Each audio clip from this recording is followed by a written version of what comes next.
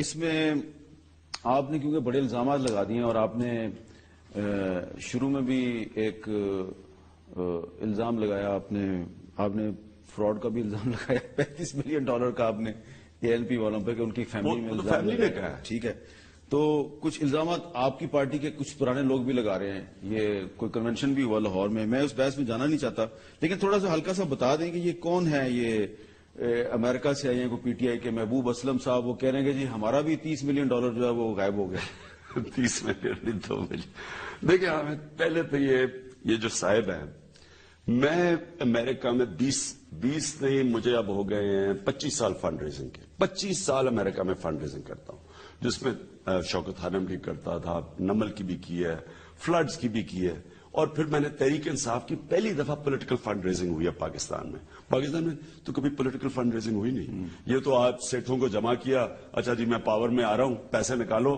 کیونکہ میں پھر تمہارے کام کر دوں گا. تو یہ تو مکہ ہوتا. ہم نے پہلی دفعہ پولیٹیکل فنڈ ریزنگ کی، ہم نے اس کی پھر آڈٹ کروائی. ادھر سے ایک مہم شروع ہوگی کہ جی فراڈ ہوا ہے بہت بڑا. آڈٹ کے خلاف مہم چلی؟ نہیں، آڈٹ تو ہماری ہر سال ہوتی ہے. پاکستان کی ٹاپ 10 کمپنیز ہے آڈیٹنگ فرم جو آڈٹ کرتی ہے. کئی لوگوں کو ہم نے پارٹی سے نکالا. ان لوگوں نے سوشل میڈیا پہ کیمپین چلا دی کہ جی اس پارٹی کے اندر بہت بڑا فراڈ ہوا ہے. میرے اوپر نہیں لگایا کہ ہماری پارٹی میں کئی لوگوں کے نام لگائے. میں نے ایک اسپیشل آڈٹ اناؤنس کی.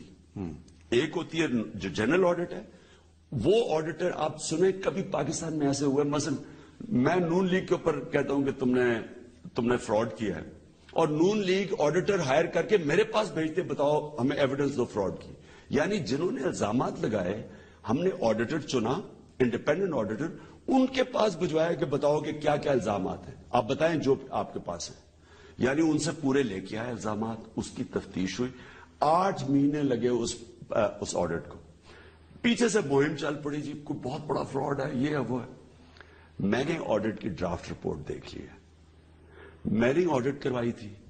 آپ یقین کریں کہ کسی قسم کا فراڈ ڈیٹیکٹ نہیں ہو. ہاں انہوں نے یہ 2 چیزیں کہی ہیں. انہوں نے کہا کہ آپ کے سسٹمز بہتر ہو سکتے ہیں، وہ ٹھیک ہے. پارٹی کی پہلے تو چھوٹی سی پارٹی تھی، ہم تو پیسے ہمارے پاس، ہم خود چندہ ڈال کے تو پارٹی چلاتے تھے.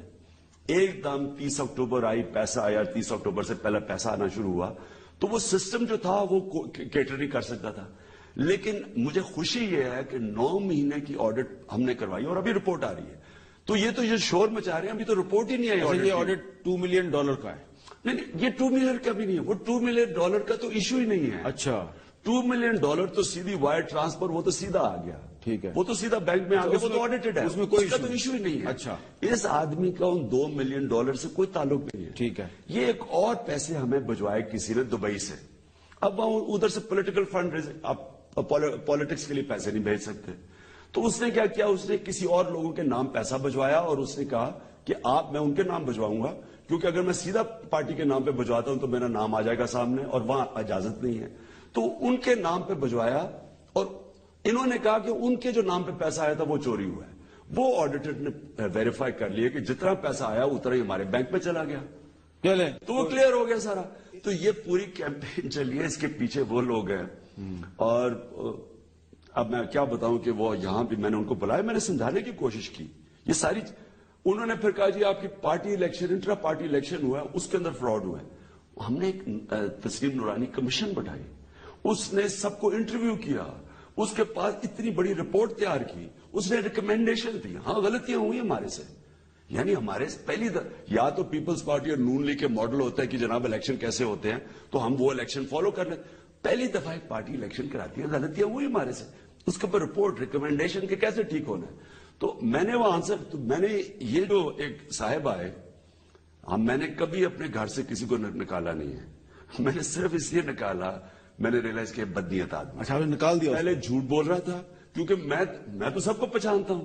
اچھا، تو میں تو اس کی شکل بھی نہیں دیکھی. میں کہا یہ، پھر میں نے ریلائز کیا کہ یہ ایک بدنیت پارٹی کو تباہ کرنے کے لیے آیا. اور مجھے باقی سارے 6 لوگوں کے ڈیلیگیشن آئے، 5 کو میں نے سمجھایا، وہ سارے مطمئن ہو گئے. اس میں نے شروع میں دیکھ لیا کہ یہ آدمی 2 نمبر ہے، اس لیے میں نے اسے نکالا. کس طرح نکالا؟ دھکے مار کے نکال دیا؟